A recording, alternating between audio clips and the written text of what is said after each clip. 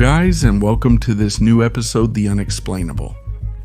Those who have known me for a long time will know that I dealt with this topic a very long time ago, almost at the origin of the YouTube channel, The Unexplainable. Of course, at that time I did it in a very superficial way, which is why I decided to take it up again and delve deeper into it. It's one of the most persistent, fascinating, and disturbing enigmas of our world, a must for mystery lovers like us. I'm talking, of course, about the Men in Black. No, I'm not referring to the Hollywood movies with Will Smith and Tommy Lee Jones, but something much more mysterious, dark, and for some, terrifying. Get comfortable, put on some headphones if you can, and prepare to discover one of the greatest enigmas of our time, like no one has ever told you before. So here are the Men in Black, keepers of alien secrets.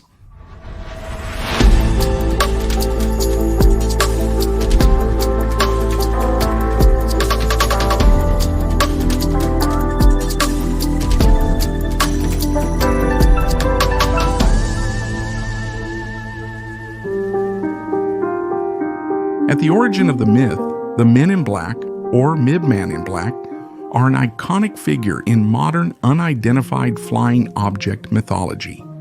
Their myth did not start with a science fiction movie, a fiction book, or a fervent imagination. They trace their roots back to real mysterious and controversial episodes that date back to the 40s and 50s in the United States. The first mentions of the Men in Black emerge in the context of unidentified flying object sightings that began to capture public opinion in the 40s. These mysterious individuals, always described with dark clothes and unusual behaviors, would present themselves to witnesses of unidentified flying object sightings to intimidate them and discourage them from talking about their experience. One of the first reported cases of this kind is that of Harold Dahl, a fisherman who, in June 1947, reported having experienced an extraordinary event. Near Maury Island in the state of Washington, Dahl reported seeing 6 unidentified flying objects flying over Puget Sound. One of these appeared to have mechanical problems, releasing glowing metal fragments that fell on the water, damaging his boat and killing his dog. A few days later, Dahl was approached by a man dressed in black, who very calmly strongly advised him not to talk to anyone about what he had seen. The man, according to Dahl, knew details of the sighting that he had not yet revealed to anyone and that had not been made public. How was that possible? Where had he gotten that information? Unfortunately, Dahl's story was later branded as a hoax, so his encounter with the Man in Black was also considered a lie. Yet those who believed his version of events considered this the very first sighting of a MIB, a character that would emerge in many other stories in the years to come. However, one thing must be said. To understand the origin and spread of the myth of the Men in Black, it is essential to consider the historical context in which it was born. It was the 40s and 50s, the years of the Cold War, with increasing geopolitical tensions between the United States and the Soviet Union. The climate of paranoia and secrecy permeated every aspect of American society. The idea that the government could be hiding sensitive information or that there could be secret agents working to cover up the truth fit perfectly into that climate. Unidentified flying object sightings were rapidly increasing, and the media began to give these phenomena significant attention. And the idea of a possible cover-up by the government or unknown entities found fertile ground in the collective imagination. But let's put all this aside for a moment and focus more on this figure. Here's how they were described and what was said about their modus operandi. Face to face with the Men in Black. The testimonies about the Men in Black present a surprisingly consistent picture. They are generally described as men dressed in black from head to toe, dark suits, black ties, impeccable white shirts, and shiny shoes. They often wear dark sunglasses to hide their eyes or perhaps add an extra element of unease to their appearance. Physically, they are sometimes depicted as people of average height, extremely neat in appearance, with an impassive and expressionless air. However, some descriptions attribute to them unusual or even inhuman characteristics, such as extremely pale skin, hands without distinctive marks like veins or calluses, almost mechanical movements. Furthermore, those who have met them claim that their behavior seems strangely out of place, as if they were alien to normal social interactions. Some witnesses report that the men in black usually speak in a monotone manner, as if they were reading from a script, or they show a total lack of empathy towards their interlocutors, never using colloquial language or following social conventions. These details, as you can well imagine, have fueled the idea that they are beings from other worlds or androids. And their modus operandi, so to speak, always repeats in the same way. They show up without warning, often at the homes or workplaces of those who have reported unidentified flying object sightings or unexplainable phenomena. Once there, they proceed to intimidate and scare the witnesses with one idea in mind: to make them keep silent about their experience.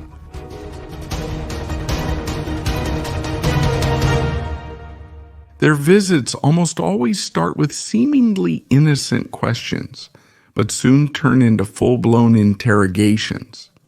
The men in black seem to possess detailed knowledge of the events they intend to cover up, including details that have never been disclosed to the public. This gives the witnesses the certainty of being watched and kept under control. Their intimidations can take various forms, ranging from explicit threats to hints of disastrous consequences, or even physically intimidating behaviors. In some cases, they ask the witnesses to hand over evidence such as photographs or samples, and in others, they warn them not to share their experiences with anyone, just to serious personal consequences. And lastly, a rather disturbing element is that the men in black always seem to disappear into thin air, making it extremely difficult to verify their existence or track them down. This combination of intimidation and mystery is what contributes to perpetuating their allure. But who would these characters really be? What would their purpose be? There are essentially two theories. The first, the most widespread, is that the men in black are agents of secret agencies like the FBI, the CIA, or even darker entities tasked with covering up unidentified flying object sightings and other paranormal activities. These operatives would work to protect sensitive information that could compromise national security or cause panic among the population. This version of events is made plausible by the long history of covert operations conducted by governments. Projects like the Blue Book, an official investigation into unidentified flying object sightings carried out by the United States Air Force, show that the government has been monitoring unexplained phenomena for decades. So why not think, then, that the men in black are a fundamental component of such operations, tasked with intimidating witnesses or confiscating compromising evidence? The second theory, decidedly more imaginative, is that the men in black are not human beings, but extraterrestrial agents sent to Earth to hide evidence of the existence of aliens. They would therefore be emissaries of an advanced civilization operating in the shadows to prevent humanity from discovering the truth. And this thesis would be strengthened by all those eyewitness accounts that depict them as figures with a bizarre behavior devoid of emotions and with almost inhuman physical traits.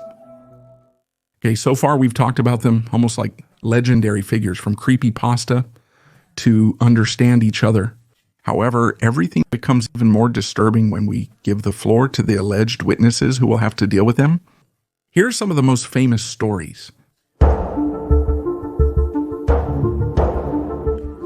Sightings. I have already told you about the experience that starts it all, that of Harold Dudd, which occurred in 1947. Officially recognized as the first mention of the men in black. But in the 50s, the testimony of another character, Albert K. Bender, created even more confusion and fear in the population.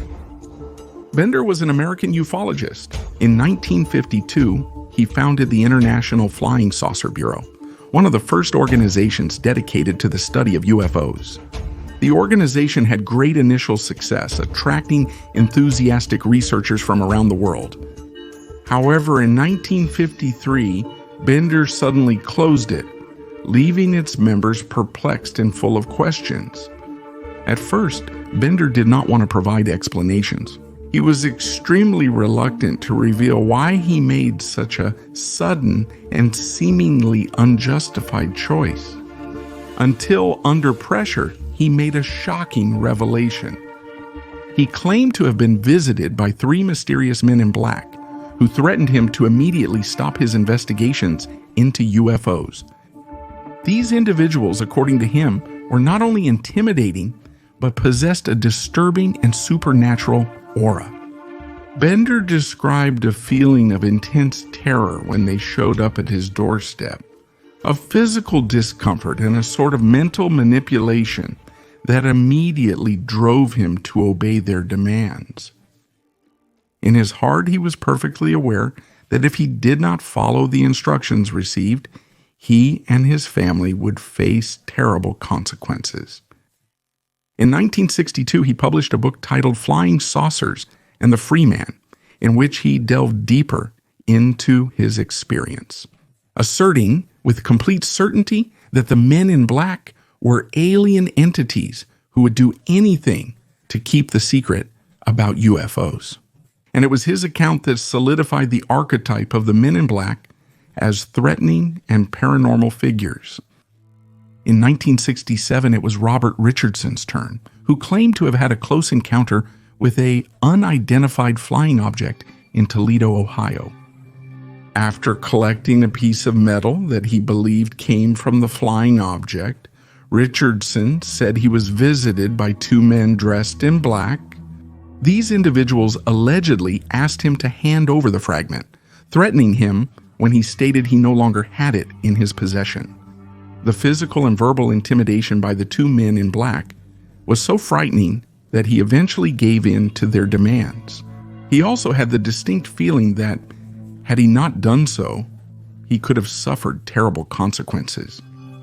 In 1975, however, a figure associated with the men in black who became famous is John Keel, who described his experience in his book, The Mothman Prophecies. The book tells a series of disturbing events that occurred in the small town of Point Pleasant, West Virginia, between 1966 and 1967. In addition to sightings of the Mothman, a mysterious winged creature, Keel collected numerous accounts of encounters with the men in black. According to Keir, these figures appeared to those who had spotted the Mothman to induce them to keep silent about what they saw. So in this case too, they presented themselves as guardians of a paranormal secret, perhaps because the Mothman was a creature from another world. And finally, another fascinating case involves Dr. Herbert Hopkins, a doctor from Maine who in 1976 reported an extraordinary experience. A story so chilling that I decided to tell it to you in detail, just as it has been narrated on numerous magazines and web pages. The case of Herbert Hopkins. It was an early autumn evening in September 1976. Dr. Herbert Hopkins was alone at home in his Maine residence while his children and his wife had gone to the cinema to see a movie.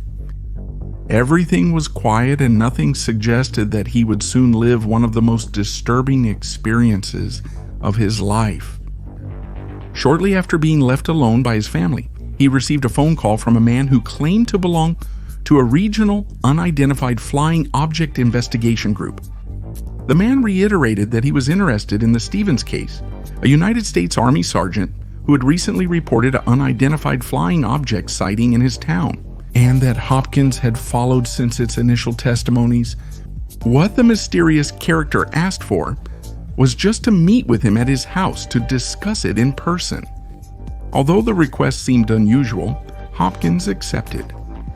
Only a few seconds passed from the moment he hung up the phone And surprisingly, as soon as he opened the door, he saw a man approaching along the driveway. He was wearing a dark suit, gray gloves, and a bowler hat. Hopkins knew that there were no phone booths nearby. At that time, cell phones did not exist, so he was baffled by the fact that the visitor was able to show up there so quickly. He could never have covered the distance from the nearest public phone booth to his house in that span of time, not even using a car. Once inside the house, the guest sat down on the couch. It was Hopkins who did most of the talking, while he listened carefully to the details of the case. From time to time, he would simply comment with phrases like, "Yes, I understand. I think the same thing too." Then the situation changed. At a certain point in the conversation, the visitor told Hopkins that he had a hand in his pocket, knowing that there were 2 coins in it. He had no idea how he could know that detail, but it was just like that. He told him to take one out of his pocket and look at it closely. Hopkins, confused by the request, did so, and as he held it in his hand, he saw it take on a strange and blurry appearance before disappearing into thin air right in his hand. Immediately after, the visitor spoke, this time in a threatening tone. "Neither you nor anyone else on this plane will ever see that coin again." "Nice trick," Hopkins replied. To the unknown man, he asked a bewildering question. "Do you know how Barney Hill died?" Hill had allegedly been abducted along with his wife by aliens in 1961 and had passed away shortly after. His mysterious departure had always remained unexplained. Then the host continued to speak. Barney Hill lost his life because he no longer had a heart, just like you no longer have a coin in your hand. Later, the stranger ordered Hopkins to hand over all the recordings on the Stevens case, on the hypnosis sessions, and all the evidence that had been collected. He didn't say it to Confair angrily, but with such a decision that made him understand that if he didn't obey, he would surely end up like Hill. Once he finished speaking, Conferri, almost robotic, walked away from the residence and disappeared around the corner of the street. Hopkins later claimed to have seen a bright light of a white-blue color, similar to that of a car's headlights. But when he rushed there to check, he was unable to see any vehicle driving away. Hours later, when his son came home, they went together to look for traces in the driveway, but they found nothing that resembled normal tire marks. Many hypotheses were made, but in the end, Hopkins had to accept the idea, at first glance the most absurd of all. That evening, a man in black had shown up at his house whose only goal was to make him give up his investigations on Stevens. The way he had chosen to intimidate him had been more than convincing. How could that coin have disappeared in such a strange way? Had it perhaps ended up in a parallel dimension? The man in black had the power to end him up in that same plane too. This case is without a doubt one of the most famous and detailed that have been heard about the men in black. And it has been told by Hopkins on numerous occasions, who has always maintained the same version of what happened. But did he make it all up from scratch? Or could there be some truth about what he claims to have experienced? It's time to give the floor to the skeptics. The men in black have fascinated and terrified thousands of people over the decades. But how real are these stories? There is solid evidence that proves their existence. Or are we facing a phenomenon amplified by suggestion or popular tales? Let's look at it together. First of all, it should be said that the large number of testimonies about the men in black makes it unlikely that they can simply be the result of imagination, exaggerations, or a legend. Some witnesses, for example, might have interpreted encounters with government officials, private investigators, or even journalists as threatening experiences. In a high-tension context like that of alleged unidentified flying object sightings, even seemingly neutral behavior could be perceived as intimidating. Another interesting aspect is the connection with other mysterious figures. The Men in Black share many similarities with spies and secret agents of the past. As I was saying earlier, during the Cold War, for example, the idea of mysterious agents monitoring the activities of citizens was not at all implausible. The widespread paranoia during that historical period probably fueled the narrative about the Men in Black, transforming them from plausible government figures into almost supernatural entities. In psychological terms, however, there might be a more rational explanation. The appearances of the Men in Black could be simple phenomena of suggestion, collective hysteria, or even the creation of false memories. From this perspective, the stories about Men in Black would be the result of a mix of personal fears, cultural influences, as well as the human brain's inability to distinguish between reality and imagination in situations of high stress. Even Dahl, the first person who reported an encounter with a Men in Black, admitted over time that part of his story had been exaggerated, perhaps as a reaction to trauma or social pressure. Regardless, the Men in Black remain iconic figures of an entire era, capturing the collective imagination of millions of people around the world. But what do you think of the Men in Black? Legend, reality, or simple suggestion? Let me know in a comment.